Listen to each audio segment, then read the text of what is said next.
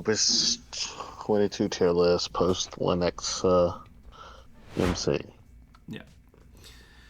So, I guess the main spiel is just looking through what we said was going to be prevalent in Florida and Yeah. kind of talking about where we were right and where we were wrong, I guess. Mm.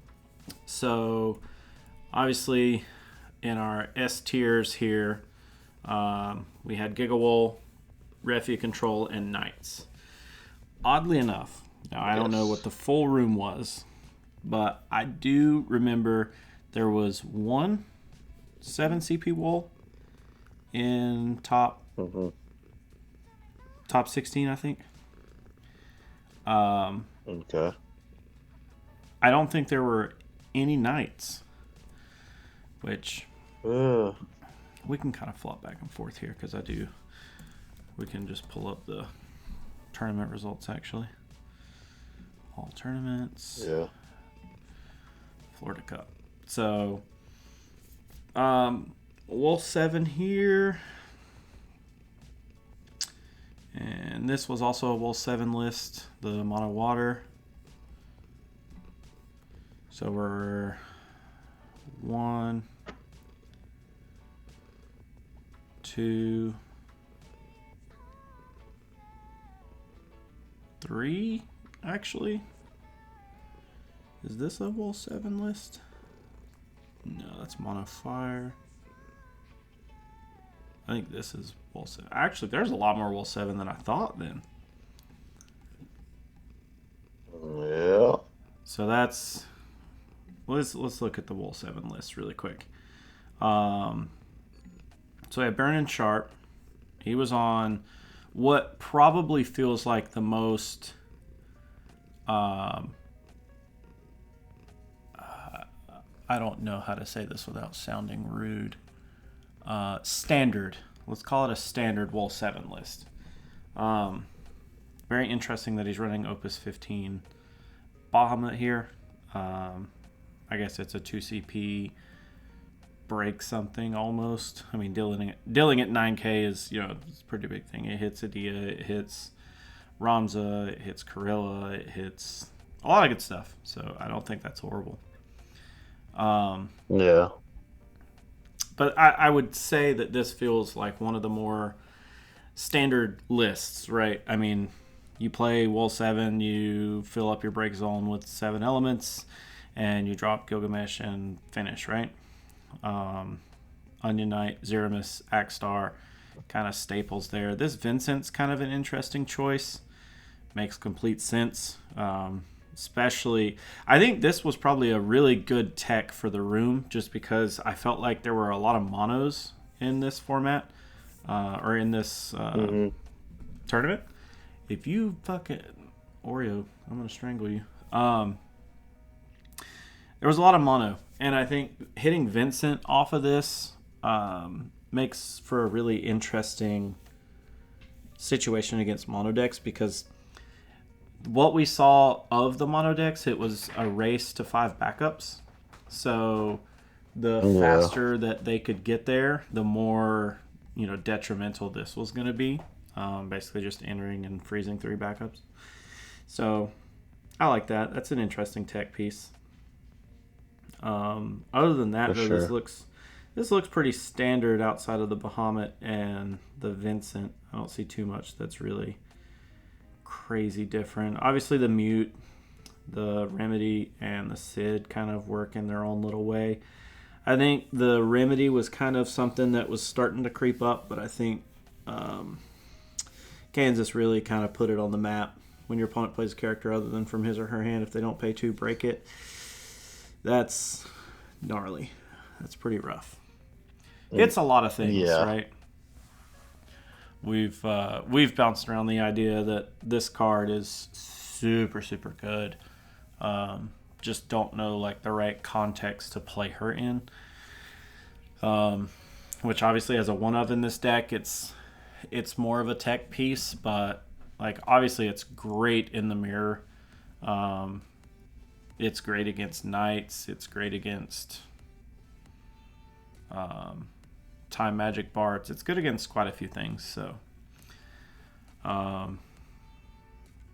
yeah, I'd say that's a pretty tame Wool 7 list. Oh, this is a Wool 7 list too. Well, barely.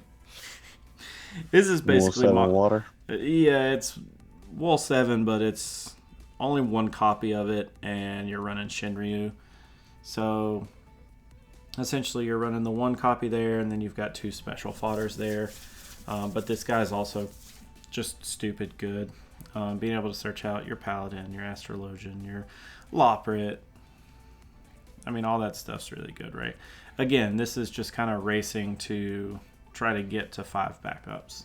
I mean, 17 backups is kind of it's on the higher end for me personally.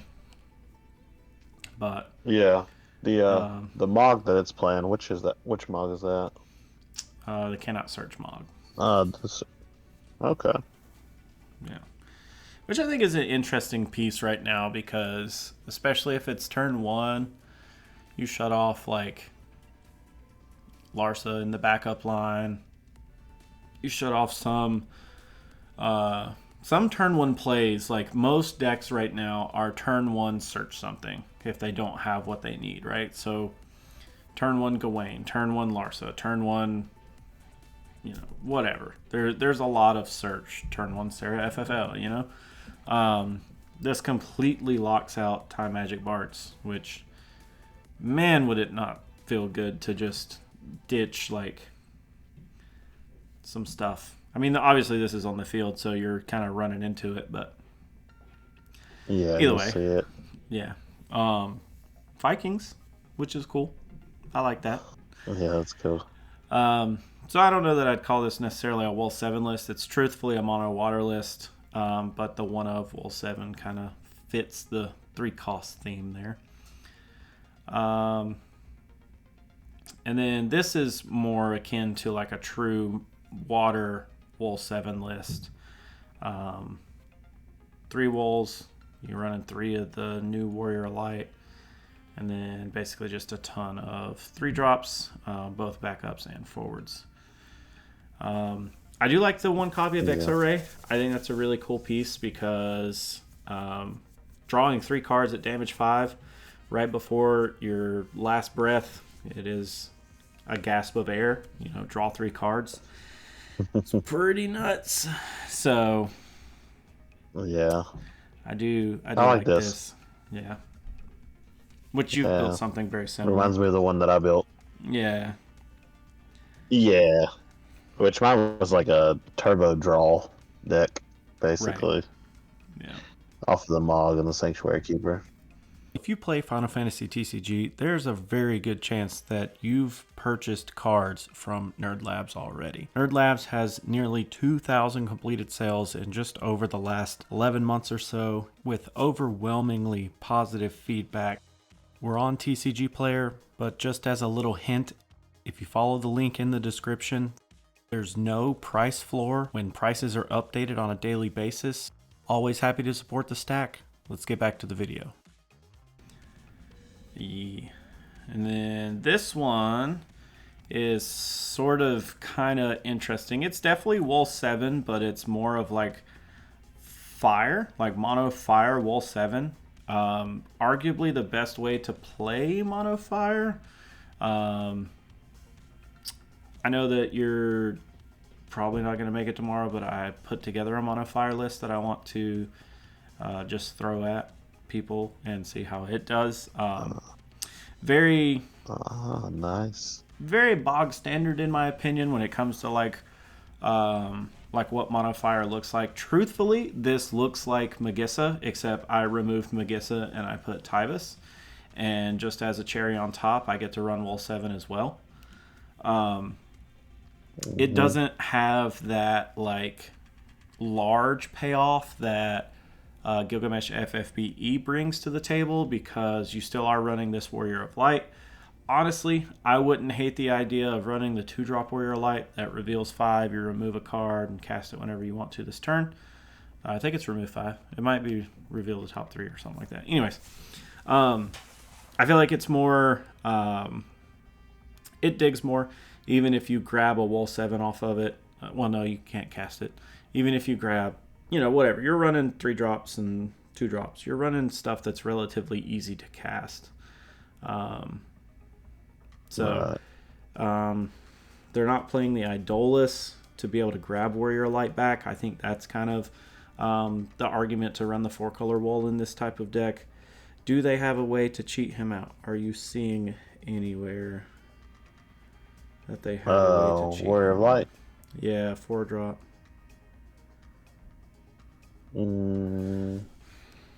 I don't. Minwoo, nope. Minwoo can't do that. No, because you still have to pay the CP for it. Yeah. And Jet just does damage, right? Yeah, he just enters and does damage. Yeah, I guess you could bring it back with Mont. Yeah, that makes sense. Because it's a 5 or 5 or less. 3 or less and 5 or less. So you could bring it back with Mont. That's not bad. I do think maybe finding... Because, obviously you've got to keep your... He's got 32 3-drops in here, minus 3 Amots. So you're really running 29 hittable targets off of 7 CP walls. So you want to obviously keep that as high as possible, but I would be interested to see how many games he was able to get to the 5 backups to be able to just grab Mont and play the 4-color wall. Because obviously if you have the CP to play Mont, you would have the CP to play Idolus. Idolus is less restrictive. Yeah. Obviously Mont is a forward body on the field. Idolus is a backup, so it's not necessarily the same exchange, but if you have the CP to pay for Mont, you have the CP to pay for Idolus. And I don't know. I feel like barrier to entry is a little bit lower, but maybe not as important in this type of deck. Like, obviously, Axstar is going to be doing a lot of work. Ward, Cyan. You have a ton of board wipes here. The Minwoo. I'm pretty high on Minwoo right now. I think I would run more than 1 copy of her, probably 2. But, you have a lot of ways to kind of help control the board. As long as they're not running like a Yuzuki or Ferris. Ferris is going to be the pain in the ass, which obviously they're running one of here, so that kind of makes sense. Right. I don't hate the list. I think it's pretty good. So we've seen a mono water and a mono fire now. Mono lightning wall 7 win. Let's see. Is this? No, this was mono fire. And then we have... Yeah, I know Sam Tool wasn't on wall 7. Then we have this. So this is more akin to the KP list that we saw win in Kansas. And this makes a lot of sense. This is kind of like... Obviously, this is one of the 2 that we talked about, being able to see. The Adia and Seifer, obviously those 2 paired together kind of control the board in a lot of ways that other Wall 7 lists can't. This is just essentially straight like spot removal. Adia gets rid of a lot of small things. Well, I say small, but I'm talking smaller than 9 CP is really getting to be that spot where you need to be doing 9K. Sorry, I said CP, didn't I? Mm-hmm. 9K is really where you need to really be targeting. 5 CP heck doesn't feel great anymore. You gotta really be doing a little bit extra. So the 8K is great for those things that you can't just outright target, like 4-color wall or Ramza, Corilla, stuff like that. You can't just snatch those with Adia, but that's where Seifer kind of brings it back. Interestingly, Adia makes things like trivial for knights, because even if they minimize Karilla, she becomes a 1k. So if you then have something to just ping for 1k, which I don't think that we're running much of anything to do that, but just thinking about that, like in a lightning deck, there's those summons that will deal 1k to the board, plus there's the Ramu that deals plus 1k for every Ramu in your break zone or something like that. And then there's Cyclops is going to minus another 3k, so that'd be minus 11k with Adia, stuff like that. But obviously, this is one of the two variants that we talked about. And honestly, the mono fire variant with the Tybus and Warriors was the other. So I'm kind of convinced that this deck will always be good, and it will be better depending on who's piloting it, I guess. That would be my thing. Because it feels like that deck has a lot of decision paths, and you've got to really know, I guess, where you're going and what you're trying to do, know what to save in your hand, stuff like that. Right. So then we had Refia, and I will say my bold prediction going into the format, or going into the tournament, was that we would see some sort of 4-color wool take over and win. I can't remember my exact words. I don't know if I said specifically Refia control, or if I said some sort of just 4-color good stuff in some way. I feel like I was alluding to a 4-color good stuff, but Refia as like the big bad that you're trying to go for. And obviously we did see that with Disney World. I will say this was a very interesting finals, because I think Mike did a lot of good forethought. I think he put a lot of thought into how he was going to handle match 3 when it got to be that point.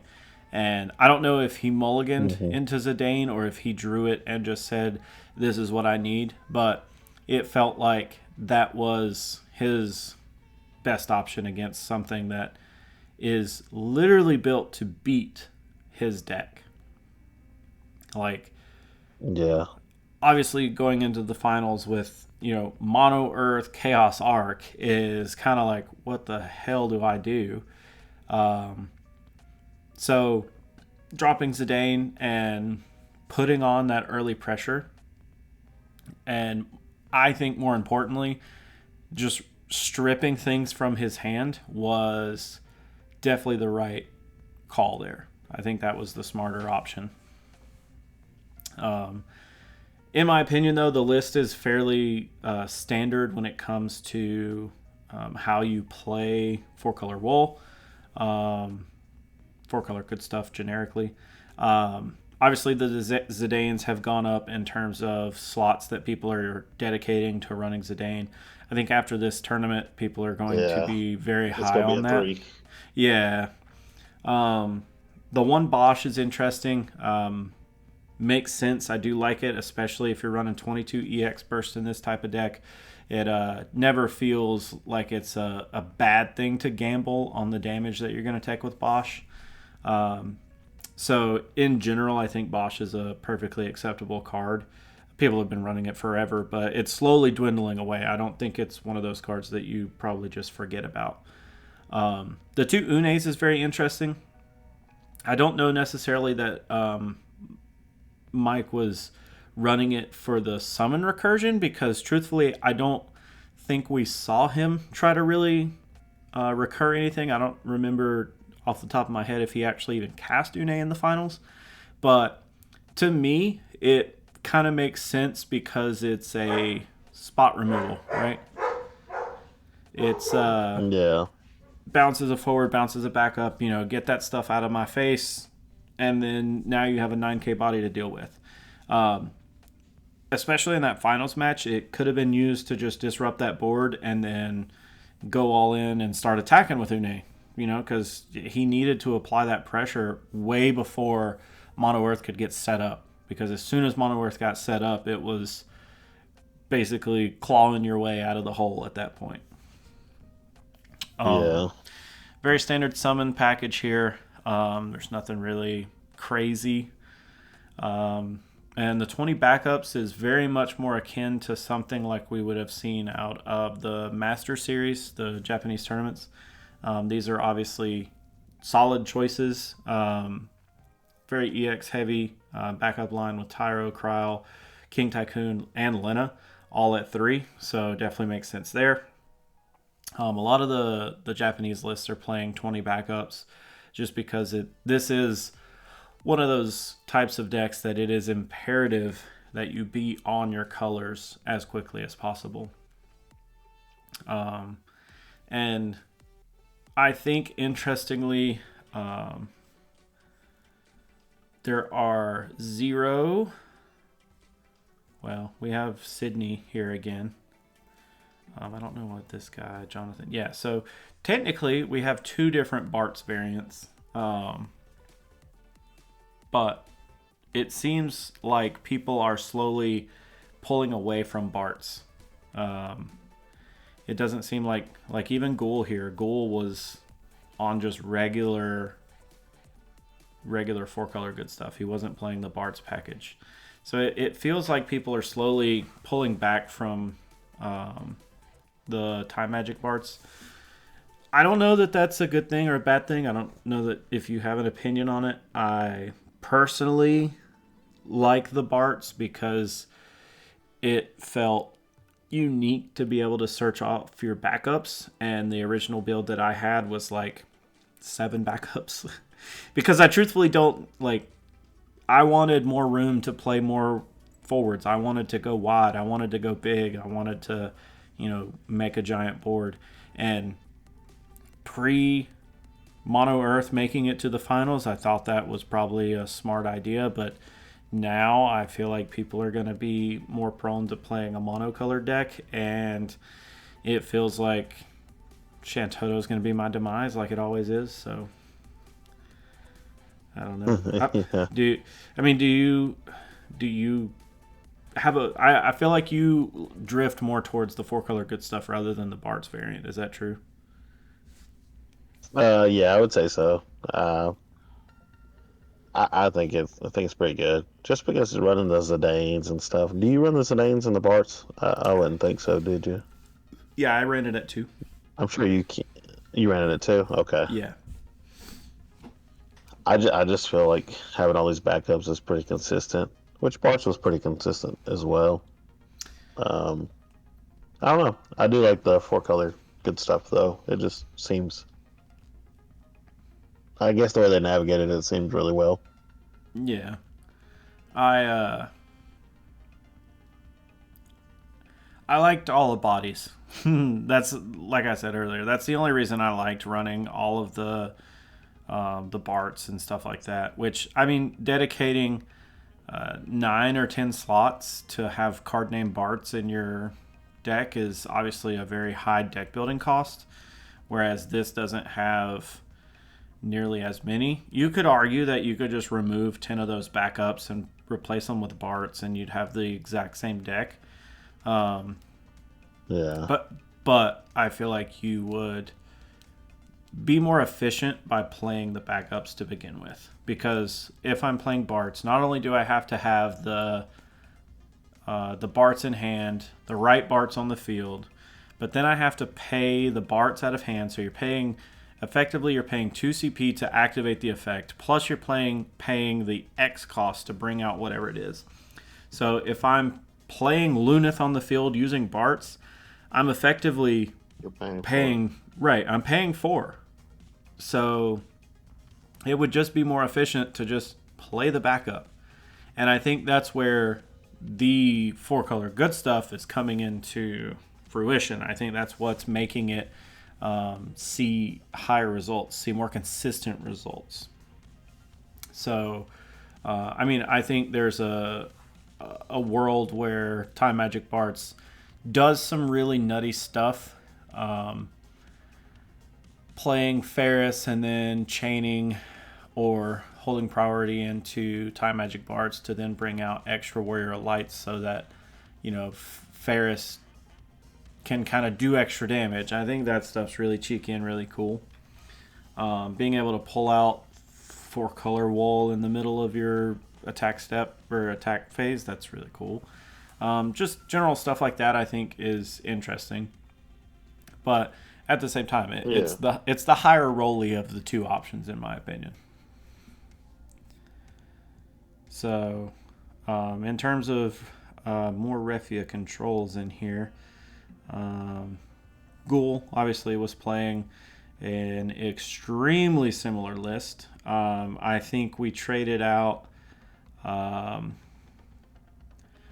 of our backups of something. Maybe it was the extra copy of Shantoto? I don't know. But he's running one Golbez, which is also an interesting choice. I mean, when Golbez enters, search for a card of 2 and cost of 2 and add it to your hand. So its valid targets are Zidane, Kusith, and then 3 separate named backups.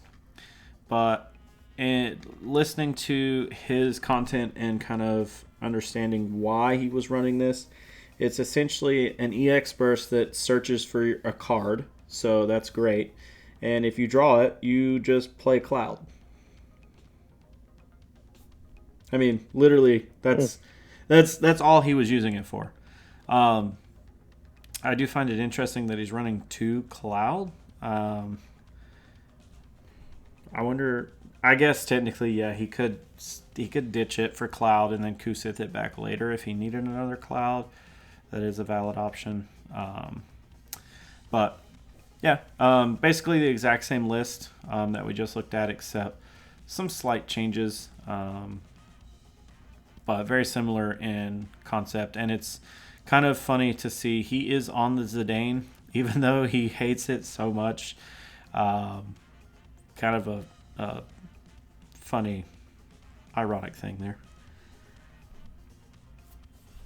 And then we looked at Sydney's list for a brief second, and then Jonathan. Both of these are Bart's variants. So as you can see, the number of Barts has slowly dwindled away. I mean, we're on literally 4 copies of Barts here, and that's crazy.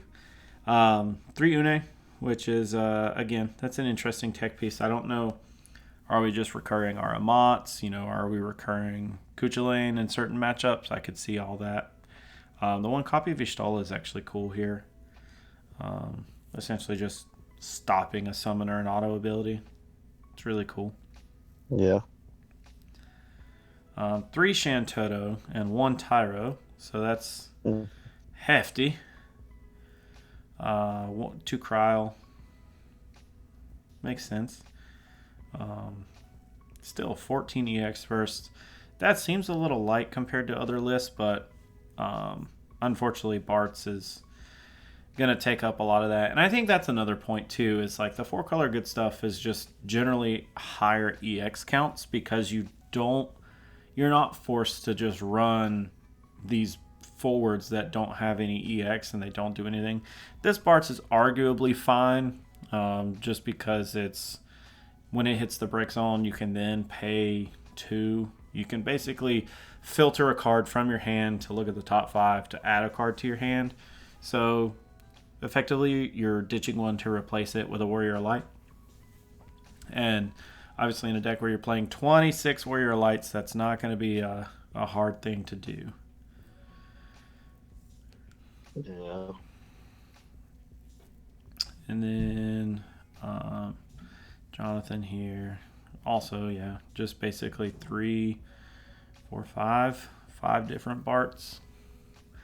I understand that this Light Bartz could definitely clog your hand, but I still feel like this Light Bartz is way more valuable than Opus 18 Bartz. I'm not particularly real high on this Bartz. We play it just because it's a copy that we can toss and use as special fodder, but personally I'm higher on the Light Bartz for sure. No Une in this list. 3 Zidane, still 1 Bosch. So very, very similar. Less backups in general. 18 EX bursts, so we are still kind of pushing that 20 EX burst mark. But 3 Arc as well. I like that. Yeah. I don't hate it. Mm-hmm. Obviously, it does good. It It's topped. Yeah, all these did. Yeah. So I guess outside of that, we didn't really see any other 4-color good stuff decks. I think we covered them all there. So then we had Knights. Like, that was our last S tier deck, what we're going to see in the room.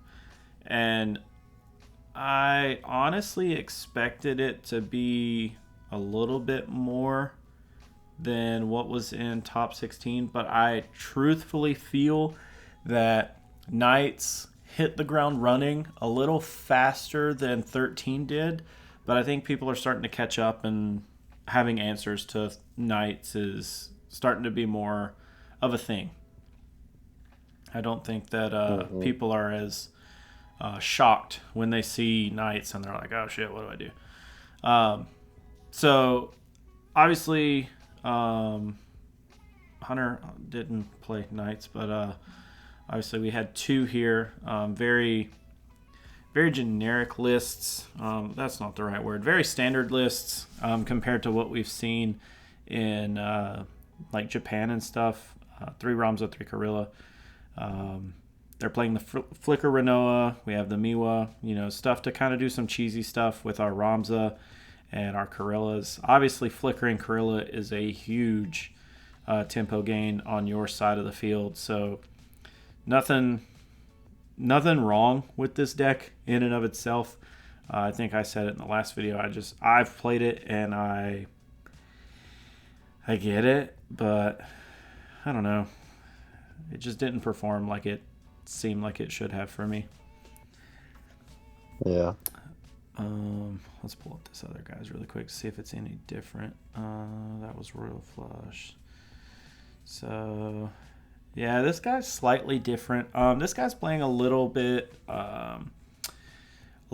more akin to what we've seen the Masters list evolve into over the last little bit. They did start running some Glaciellas, which was very interesting, and the Liliths. So Lilith obviously entering, she gains you a crystal, and then you can use those crystals as a payload for Glaciella. Also on the Opus 16 Agrius, which when she attacks, you gain a crystal. So there's quite a bit of crystal generation in this version of the deck, and it really helps fill the gap of, like, Ramza's going to do really good spot removal, and he's going to pressure your opponent with some damage, but that's taking out 4 of your attackers if they've all been on the field for at least a turn. So, that's a pretty hefty price when you're trying to, like, super pressure to win by, like, turn 3. But Glaciella kind of fills that gap in letting you remove something and still be able to attack with your Knights. But if they do have a wide board, you can essentially just fire off with Glaciella, remove a few things, and then start swinging. I do think it's cool how he's running the 18 Levy and Amat, no Kuchulain. And Adolis as well as a backup. What's he bringing back? Gawain? Yeah, probably. It's fire. Yeah, it has to be a fire forward of 4 or less, though, so he can basically bring back anything. The Garland, the Gawain, the Lilith, or the Steiners. Steiner's kind of niche. I mean, I think truthfully you run him because he's a knight and he does have that small bounce effect attached to him. It's nice that he kind of quote unquote deletes a limit break from the field. So if like they're running, Surges, Leo, stuff like that, he does essentially remove that forward from the game. His 2C or 2K back or power buff is whatever. I personally don't really care for Steiner. I run him because he's a name and a knight, but that's really it. But yeah, Lilith obviously fueling your crystals, Gawain, being able to bring Gawain back in to search for your Ramza and your Karilla. You've effectively paid for Idolus in a lot of different ways at that point. You got Gawain onto the field, so let's call it worth 2 CP because he's a card that you could have ditched in your hand anyways. And then you add Karilla and Ramza, so you effectively gotten 6 CP out of your Idolus. Yeah. So That's I don't true. hate that. That's really good. And yeah, the build that I was using ran the Amats, the Levies, and Cuchulains as well. I ended up removing Cuchulain before the end of the night, but I was definitely on all 3 of them. So Knights cool. definitely being one of the big bads. I expected it to show up more. I'm surprised that it didn't in a little bit of ways. I think effectively Hunter could have played Knights and still done just as well as he did here. He was kind of playing a rogue deck, so we'll talk about that in a minute. But yeah, so I think in terms of like what you're expected to see, I don't know how much this changes. And I figured we would do like legit changes to the tier list for the Chicago video.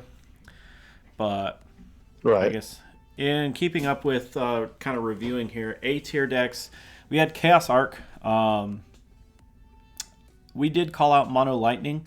At least top 16, there was not a single Mono Lightning in there.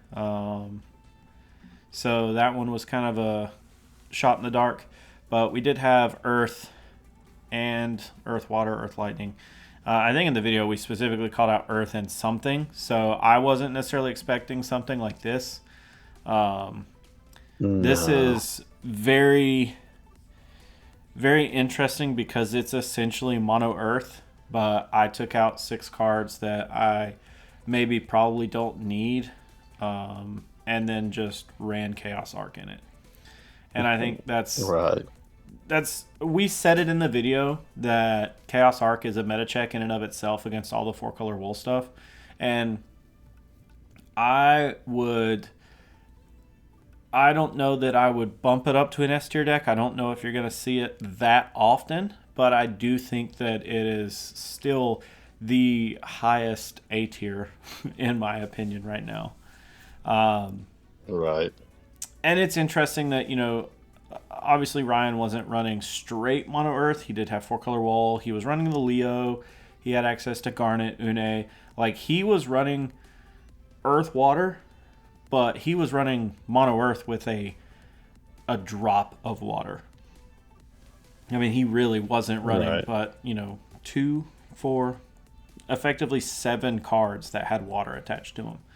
So very light splash of water there, but he had plenty of ways to generate the water, obviously off of Leo, Shantoto, Tyro, stuff like that. This carbuncle is interesting.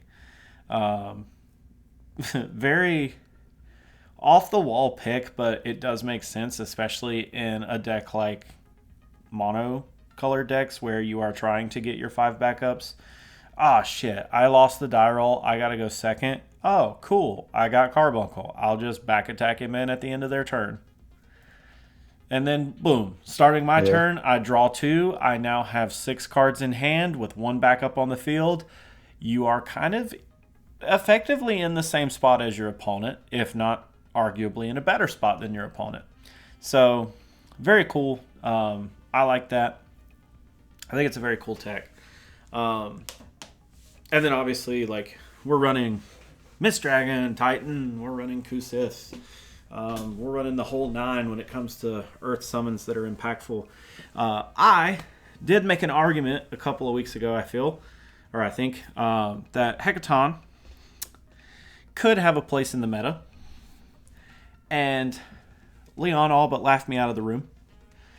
And I just want to say, obviously, there are more ways to generate win CP in this deck rather than just King Tycoon.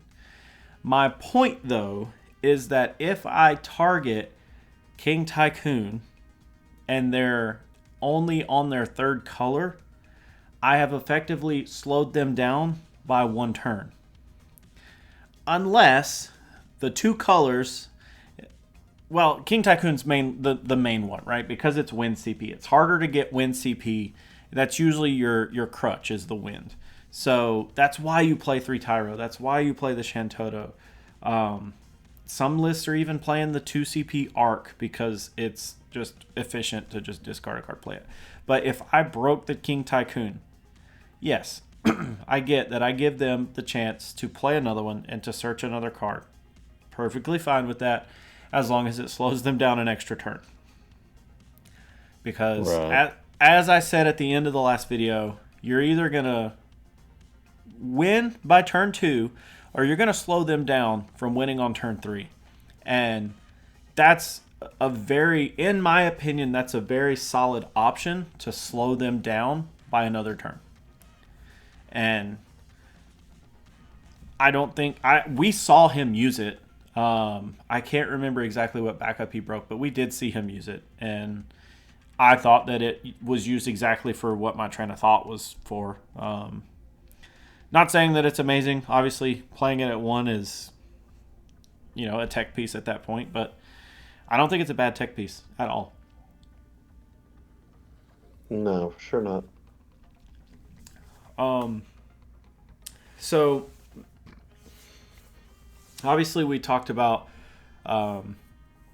Chaos Arc, and we talked about mono colors, and I guess I should say, rated mono as a B tier deck, and I wonder if at this point I talked about how I think mono just needs a little bit more time to cook. Obviously, there's tons of answers within the colors themselves. Obviously, some colors have better answers than others right now. Earth being probably my top pick for what has best answers. But is that what mono elements needed? Was just Chaos and Arc? It kind of feels like it is. Yeah, I mean, you yeah. You throw in these powerhouse cards that effectively together cost 20 CP, and you can cast them for up to free. I mean, obviously you can cast them for free if the opposing opponent is playing Shantoto, but you can cast them for 5 CP, 3 CP, and then you just get to effectively cast Arc for free for the next several turns, unless they just don't deal with Chaos, and then at that point you just generate so much value, and you strip away so much resources that you just start to dwindle them down, right? And I think monocolor decks in general are going to be very consistent at getting what they need when they need it in terms of like CP. They're never going to be CP droughted. They're always going to have access to the CP. It is a little risky to play 6 dark cards. There is a non-zero chance that you draw all 6 for your opening hand. Obviously, you mulligan that away. But if that is your mulligan hand, then guess what? Yeah, you're just kind of screwed, I mean, it is luck of a card game. But obviously, I think this is very interesting. Oscar and I have been bouncing ideas for other mono element decks, and it's interesting. I think it obviously has Yep. a lot of answers for a lot of different things. And yeah, really enjoyed that list. Um, so other Chaos Arc decks, we did have a Earth Water, which was one of the ones that we called out. Very interesting that we are on Man in Black in this deck and not just Une. Like, I find this weird. Are we just not. Do we not want to run Une? Like, do we just hate that card so much we would rather run Man in Black? And we would rather draw this effectively dead card until we get Tyro or Shantoto on the field? That's weird to me. Mm, Now, guess it works. it did to some extent. I will call out that the Siren here, very, very solid choice. I may or may not have ordered some cards to do some Siren shenanigans. But it's a very interesting tech piece right now. There's a lot of stuff in the meta that is just outright choosing. Obviously, board wipes are a whole different thing, but if you look at the S tier decks, Gigawol, Tyvis, Warriors, they're all going to be choosing your characters to ping for damage, to try to get them off the field in some way. Hadia, Seifer both choose. Refia chooses. Four Color Wool chooses to ping for 5k. Knights, Bards. Ramza's choosing. You have a lot of effects that are just trying to tear your stuff down. And this Siren makes a lot of sense. I really like it. Oh wow, would you look at that? A 3CP heck. Yeah, obviously we're on 20 EX bursts. That's a fairly high number. I think this is a pretty standard Earth Water list. The tech piece that I think would throw people off is the Man in Black being included instead of Une, which I would arguably say that Une is just A, more consistent, and B, I personally think that Une is better than Man in Black. Just all around, like in a vacuum as a card, I think Une does more for you than Man in Black does. Over time, Man in Black may do more for you, but I feel like Man in Black has to put himself out there to do what he needs to do. I have to attack to be able to recur this summon. I have to put myself out there in a really bad way to have to receive damage, or they block with something that has first strike or whatever. It's bigger than you, doesn't matter. Une just sits there and recurs. Like, she just taps and brings it back to hand. You could argue that because she's dull, she's vulnerable to certain things, but nobody's playing Griever anymore. Nobody's playing Mono Ice, that whatever the Zalera is or whatever. Nobody's playing that stuff. I don't know. Man in Black, that was my big issue with Man in Black over the last couple of months, is that I've been using Man in Black. I've been playing a lot of Lightning, and I just felt like Une is superior with entry effect, with recursion. Like, yeah, she doesn't bring back the summon the turn that she enters, but she effectively just deletes two things from the board and puts them back into the hand. And that in and of itself can be such a crutch for your opponent. Like, what is Man in Black good at stopping right now? 1 forward every turn from attacking, and that's if you cast a summon. Yeah. I don't know. I mean, we're on the poo-poos. We're on the Kuchulanes. We have the one Ramu to break a forward or a monster of 2 or less. Great tech piece, in my opinion. Great tech piece against Knights, and if you're worried about monsters, great tech piece against that. It's also an EX burst, so gotta love it. But I don't know. I just feel like Man in Black is inferior to Une. I will put it out there. All right. Outside of that, I think this is fairly standard. I love the Rydia into Ico. Good stuff. But yeah, other than that, I feel like this is a pretty standard Earth Water Chaos Arc.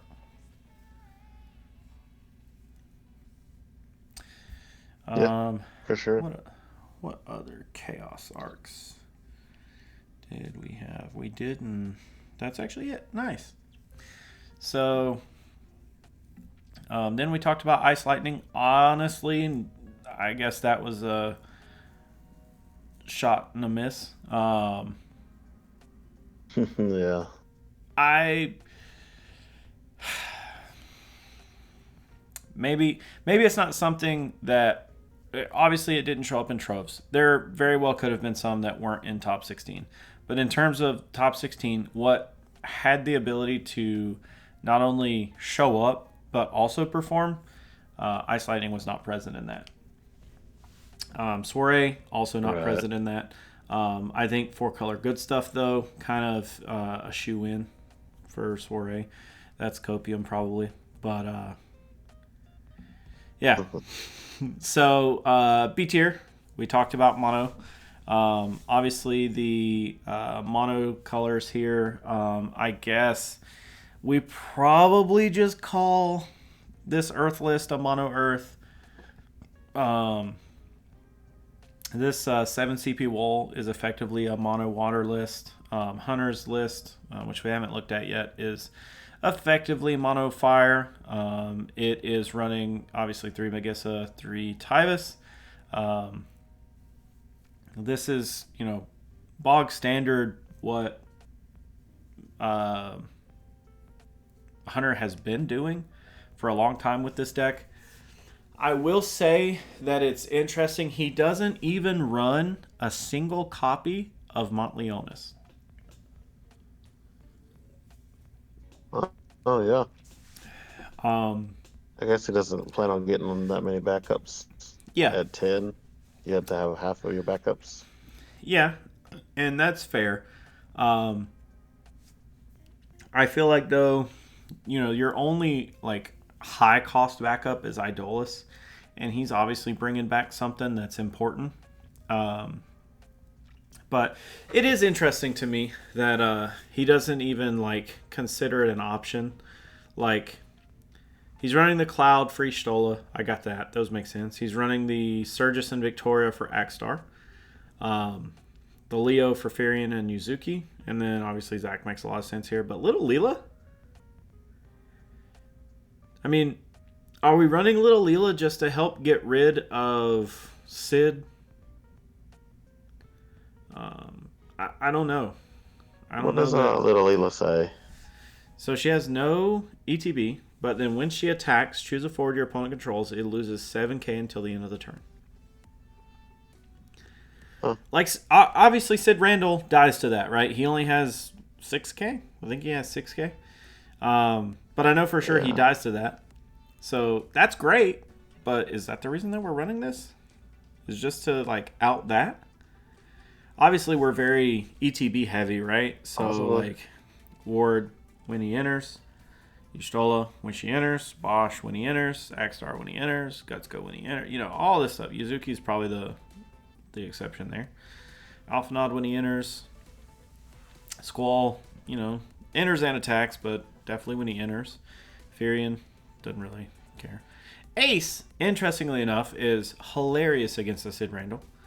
Because you don't have to remove 5. You just get a free 1 CP 9k. So yeah, I don't know. I guess the Little Leela's there. I personally think Surgus is a little bit more valuable than Victoria. I feel like I would run maybe cut the Victoria for a Montleonis, but obviously Hunter is a smarter player than I am, and he knows if he's going to get to 5 backups or not. He obviously doesn't play this deck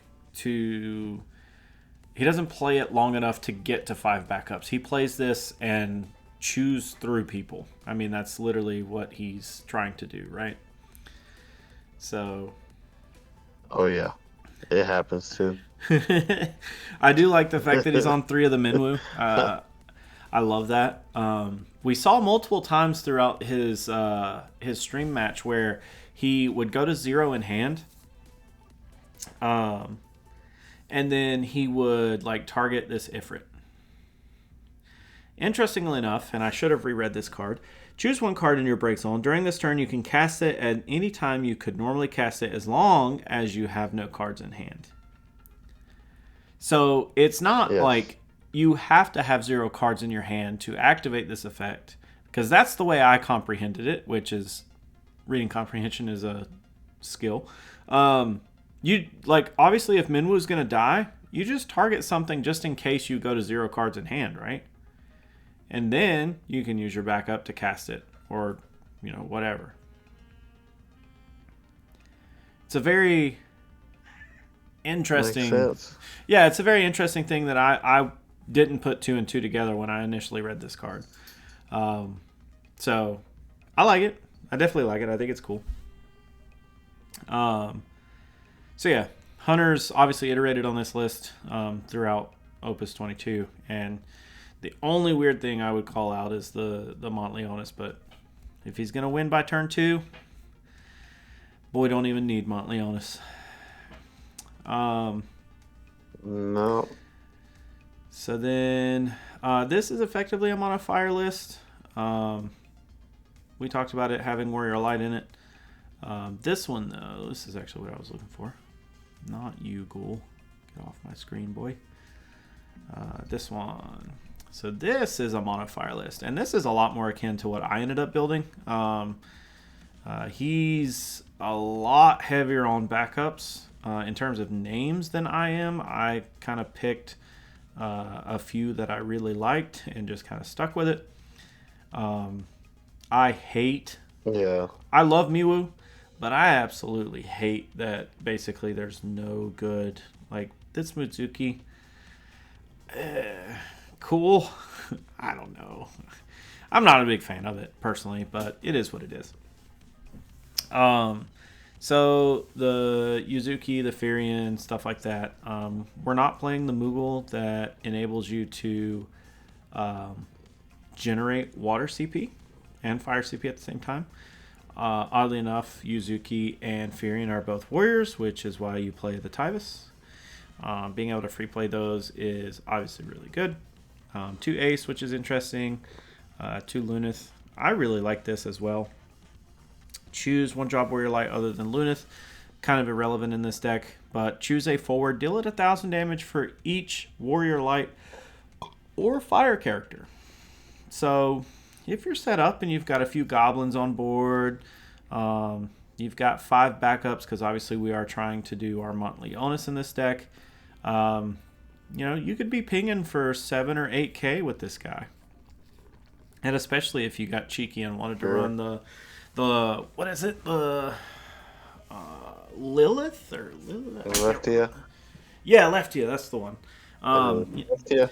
Yeah, so obviously if you wanted to be a little cheeky and, round up your damage a little bit, that's cool.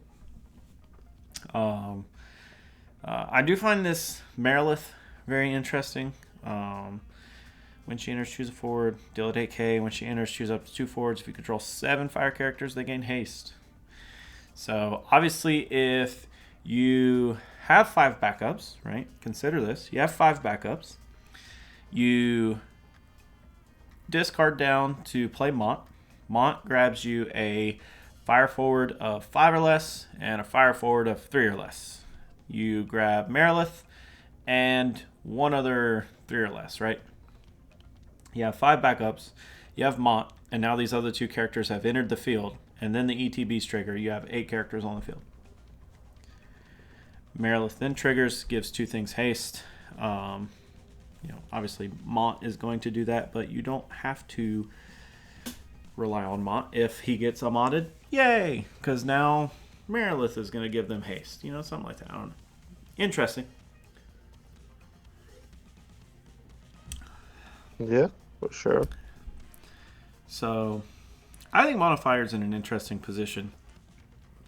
It's not as special as it felt in previous metas, just because Amat's kind of everywhere now, but it still is in an interesting position. Yeah. It just feels too slow for me when I play it. I just don't feel like I get good hands. I don't know. You have the Ryan syndrome in that. Um, last It but seems like when I play it, I always focus on getting backups, yeah, and I'm always dead before I get all my backups down. so you need to play Magissa. You don't play the Montleonis game. You play the Magissa Yeah, game. it might be where I'm going wrong. Yeah. So in this, we can probably call this Mono Earth. Sam Tool doing some cheeky things here as well.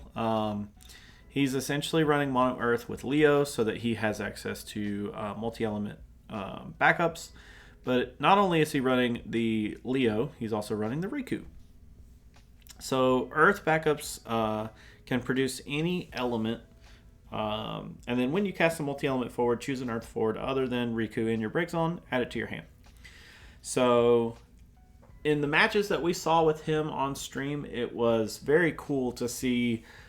He valued Riku very, very highly because if you think that you have 5 backups, you tap 1, you ditch 1 for Riku, you tap 4 for Warrior of Light. Not only is Warrior of Light going to reactivate 5, so you just gained 5 CP, he's also going to draw you a card, and now Riku is going to add a card back to your hand.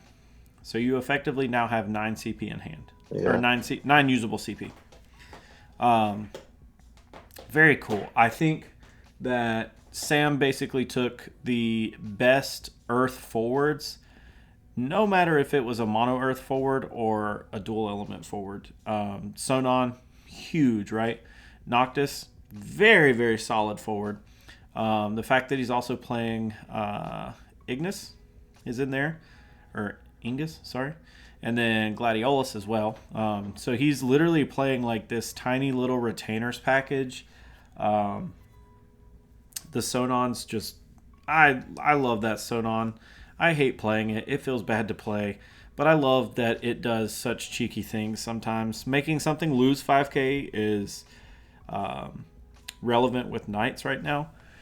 But effectively, back attacking him in, if you are getting ready to block something, you basically minimize their thing by 5k and you buff yours by 5. So I think that's really cool. Yes.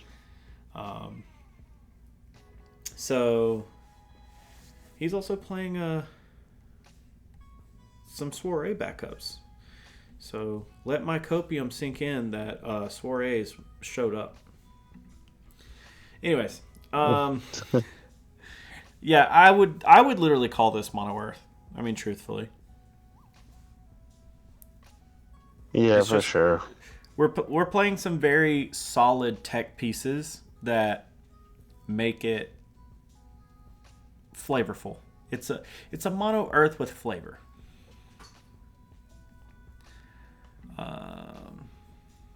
So I guess we did talk about Mono Ice being a big deal. We talked about it potentially even being an A tier deck. Mono Earth, we talked about it being an A tier deck, and I think these results kind of prove that out because there were 2 Mono Earths. You pretty much had 1 Mono Fire that wasn't 7 wall, and then you didn't have any Mono Water that wasn't so well. I don't know. This is effectively Mono Water, even though he does run 1 7 CP Yeah, wall. because It's not designed to be you a still 7 got the CP Lena wall deck. Leviathan. Right. I would say this is Mono Water. So we did kind of have two Mono Yeah. Earth, a Mono Water, and a Mono Fire. 2 Mono Fires if you consider Hunter there. Probably should consider that. So I guess from there, Rogue decks. interestingly enough, I think the most rogue thing that we had was probably mono water. Um, but honestly, the rogue decks kind of, I feel like we kind of hit that one on the head. Yeah. Obviously, these decks, like we said in the video, had potential, but they're just not going to be in the room as much as the other decks that we've previously talked about. So this felt like a pretty true statement. I don't think we had. Yeah, for sure. I don't think we had anything that like, oh shit, that's cool. Look, dragoons, you know. As much as I would love to see dragoons, we didn't have that, and that's sad in a way. But I do think that it helps you define what the room in Chicago is going to be like, because like we said, arguably Mono Water and Hunter's Magissa are probably the two rogue decks in the top 16, and they both performed very well. So if you took your top 16 results as your results for like percentage wise of the room, I would say that's probably pretty accurate. 1/8 of the room was probably rogue decks, you know, something that wasn't necessarily touted as like, oh, this is definitely gonna win, you know. Mm-hmm. 4-color we had 1, 2, 3, 4. We had 4-color. That's 25% of the room. Monos. Well, wool 7s. Let's look at wool 7s. We had 1, 2, 3, and 4. So 25% of the room. Knights, we only had 2, so that was actually also 1/8 of the room. So a little bit more roguish in that area, which is interesting. And then monocolored decks. Yeah. Straight monocolor, like non-chaos arc, we had the 1, 2.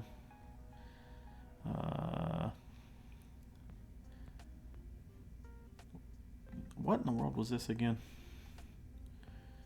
Oh yeah, that's a 7 CP wall. Yeah. Either way, point I'm trying to make is I feel like we still had a pretty accurate split in terms of like what we were expecting here in terms of like representation in the room. Yeah. I think Ice Lightning needs to buff its numbers a little bit. I think that you got some work to do there, Ice Lightning people. But other than that, I think it was a great tournament. I enjoyed watching it. I'm still going to die on this hill that Wool 7 is one of the most boring matches to watch. It's great to play. I love playing it. I enjoyed playing it. I played it at the Winter Cup in Raleigh. Fun deck to play. It's not a spectator deck for me. Like, I could care less what's happening when Wall 7 is on the stream. I don't know why. I hated it. But in terms of the tournament, what was your favorite matchup that you remember? My favorite matchup was I really liked the end one, the last one. Just seeing the Zidane, that was pretty cool. Mm-hmm. And then I liked the Mono Water as well. I'm just a Mono Water fan. Yeah. John Schreiner. I hate watching Chaos Art just because it's just brutal, because I know what it feels like. When you get Chaos Arc, there's like no hope, and you just like slowly die. Yeah. And it's like the Harry Potter with the Dementor sucking the life out of you. I know, you know what I'm saying. That's what it feels like, Yeah. or it looks like it. What it feels like. It's a slow death, and you can't do nothing about it. Yeah. A lot, but yeah, I hate watching those. Which there was a few that were actually going back and forth, which was great. It was really good. Yeah. I would say finals was probably my favorite match of the tournament too. I actually felt like I still enjoyed the match in Kansas a little bit more. I thought that it was very wham bam back and forth, more interesting of a match for some reason. I felt like Chaos Arc probably had the upper hand for the majority of the finals best of three, but I do think that the wool set or the four color wool was played very intelligently. I will say that. Right. I did like the game that we saw with Sam Tool on stream. He didn't pull out Noctis. I don't think he pulled out Noctis because I remember seeing the Gladiolus and I was like, whoa, what's that doing in there? Why is that in a mono earth deck? Like, why are you paying 5 CP to just ping something for, or you're not even pinging it, you're just making a wall? They have to basically attack with like 11,000 not to die. Like, I don't know, it just felt weird. But like seeing the list and seeing the Noctis, I'm like, oh, okay, that makes more sense. But I there was multiple times that I remember one time specifically, but I'm pretty sure there were multiple times where he pulled out Sophie, and I was like, oh man, that just like, I don't know why that's exciting to me. It's because Sophie is one of those like weird cards where it stalls in a way that I enjoy because it's like a slow death. Kind of similar to how you were saying with Chaos Arc. Yeah. Chaos Arc is a little bit more brutal. I feel like Sophie's like injecting somebody with like a serum that's going to slowly kill them over the next 10 minutes, whereas like Chaos Arc is like somebody stabbing you multiple times. It's a lot more brutal, but I don't know. I thought the match with Sam Tool was really interesting on stream as well. For sure. So I guess we'll kind of reevaluate our tier list for the Chicago video, and we'll kind of see where we land on that. What going into, because we are going to Chicago, what is your top 3 decks that you are considering taking? And you don't necessarily have to reveal. You don't have to reveal it. I don't want you to do that if you don't want to. But would you say that you're more akin to taking a S tier deck, A tier deck, B tier deck, or a rogue deck? If anybody watches the channel, they know I play Rogue. So I'm definitely taking Rogue. Yeah. But, you win some, you lose some. Yeah, I mean, that's... The Rogue decks have the element of surprise because you sit across from them. Even though once you start playing it, they know what the game plan is. But at the same time, they're sitting here thinking, oh, I'm about to play Wool 7. Hey, I'm about to play Knights. Hey, I'm about to play Raphael Control. And then you pop something like this off. Yeah. And if I am not going to play Rogue, I would play Mono Water. I believe that would be my next choice. Interesting. Yeah. I would say for myself, I'm kind of like torn in between a few. And anybody that watches the channel knows that I don't ever play the same shit. I feel like I gave Earth Lightning a very valiant effort.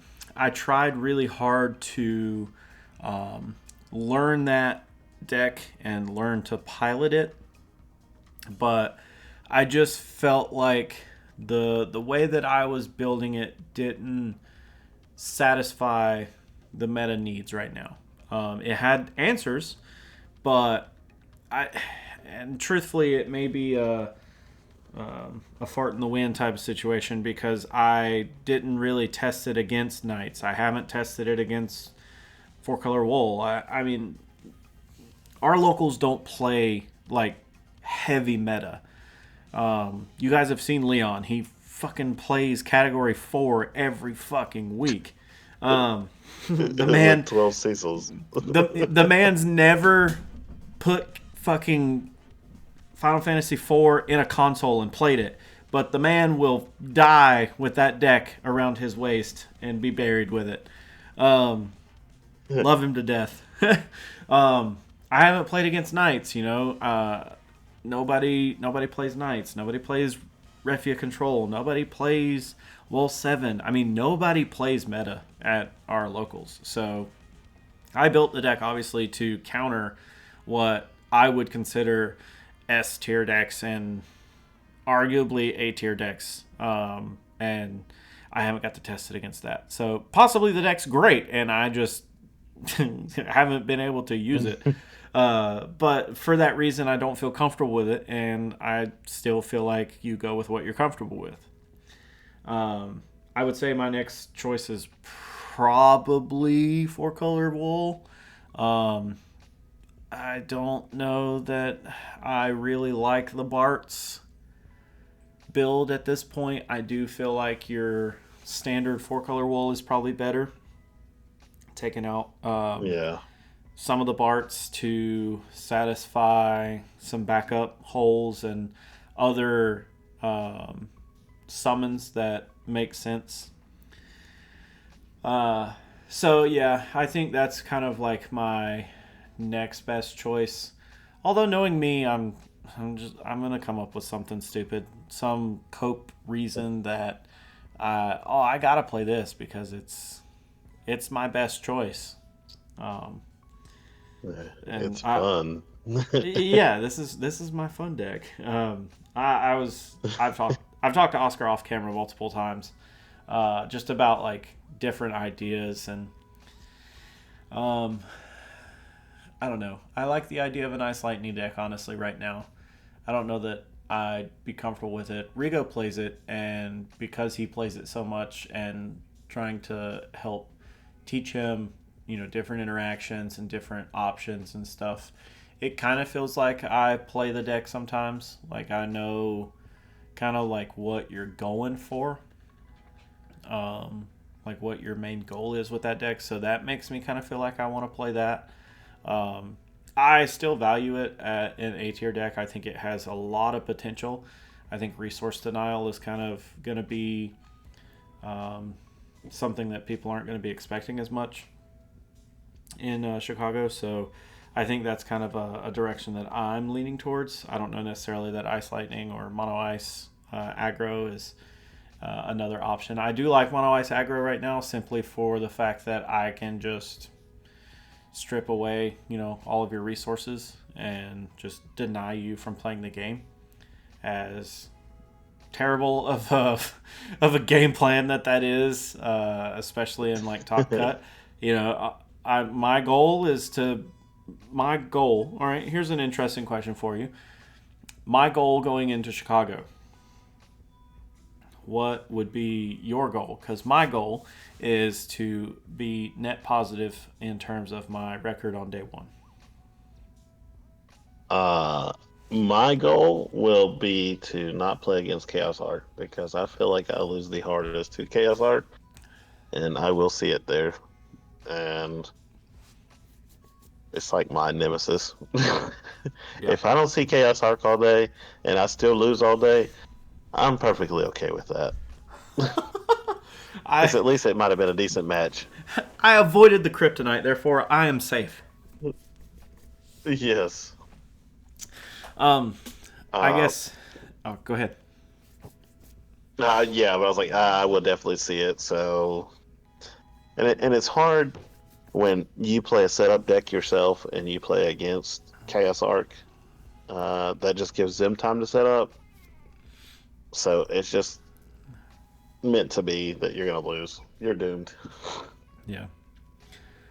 I will say the deck that I'm taking is 99% in one of these 16 decks right here.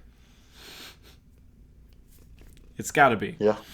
It'll either be Earth Lightning 8, like I've been playing. It might be Earth Lightning, or sorry, Ice Lightning 8. It might be Turbo 8. It might be um, Knights. It might be, I don't know. It might be Mono Earth. I don't know. I don't know that I like Mono Earth. It doesn't feel like my cup of tea. So I did want to bring this up Right. really quick. You know, we've been talking about Chaos Arc today, and this is something that like I kind of threw together because it seems like an interesting idea because I feel like it has an answer. It has at least one answer to everything in each category, right? It doesn't necessarily have like the best answers for knights, but just like in general, it has like I guess Sid is kind of the best answer for knights in a way, because if they're Right. playing stuff that's like Karilla's not going to protect it as long as it deals it 9k. Obviously it's dealing it more damage than it has, so it breaks them. So that's a thing. It has resource denial with Sid Hayes, which is probably not often. Honestly, the more I was thinking about this, Sid Hayes needs to come out because you're very rarely going to get to 3 casts every freaking time.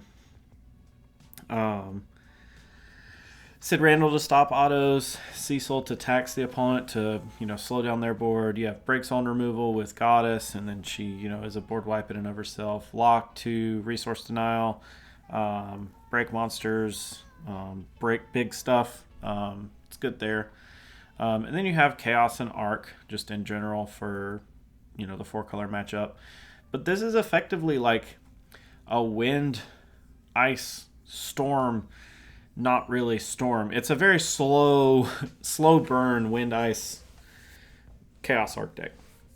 And playing against Leon with it, we played off camera once, and no, I think you and I played.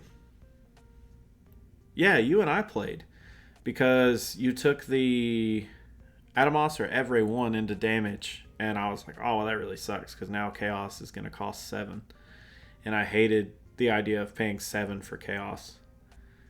But I had, I think, 2 Yeah. Chaoses in hand or something. I don't know. I kind of did get a little bricky there. But, like, I think in general, this has some interesting ways to deal with a lot of the meta right now. I just, for sure, 100% for sure, know that I couldn't pilot it to the maximum effectiveness.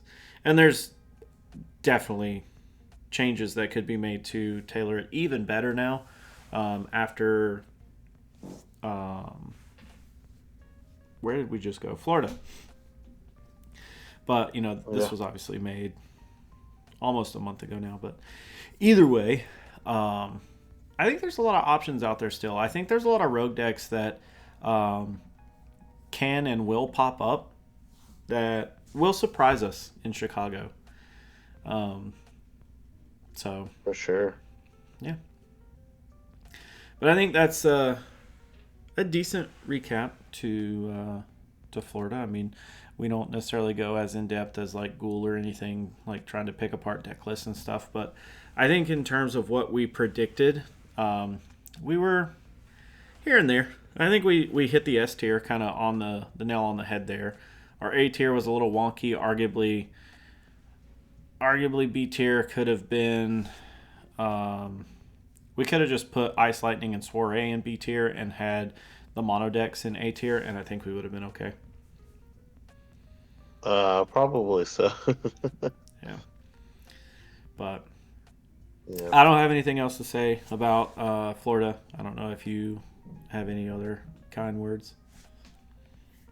Uh, no, I believe that's it. Pretty cool. Yeah. Uh, Seemed like it was a good event. Yeah. Uh, Yeah, I know. I just hope Chicago goes well. Yeah, I know. Technicality wise, they had a lot of technical issues, like getting the stream started. We were effectively watching a PowerPoint presentation for the first couple of rounds. Hats off to Rudros for kind of keeping the stream alive during those moments. Commentating is not an easy task. It's something that takes a lot of mental gymnastics, especially in some type of moment like that where you are the voice of the game. I mean, literally, we couldn't see what was happening, and he was just play by play. I mean, he was giving it to us play by play, and that helped so much. Um, so, I mean, stream issues always suck. I used to stream, so I know what it feels like to be stuck in that moment where people. It's almost like having a line out the door to a restaurant, and you at Taco Bell, dude, you forgot to drop beef. So you've got a line out the Yeah, door. What the hell do you do? You know, you're kind of like you're so stressed trying to make ends meet, and it's so hard to do. So, um, understandably, shit happens. So glad that things did shape up really well. Day two, there was like zero issues that I can remember. So happy that all that turned out really well. Hopefully, yeah, Chicago does go pretty smooth. So, yeah. Hopefully so. anyways, yeah. So I guess we'll call it there. Let us know down in the comments below how you tiered the competition in Florida. If you played at Florida, let us know how the room was outside of top 16, because obviously we don't have that information. Because I'd imagine that we're probably even worse off if you look at a zoomed out picture of the room. But either way, let us know down in the comments below. And yeah, we'll see you in the Chicago video coming up pretty soon. Yeah. See it.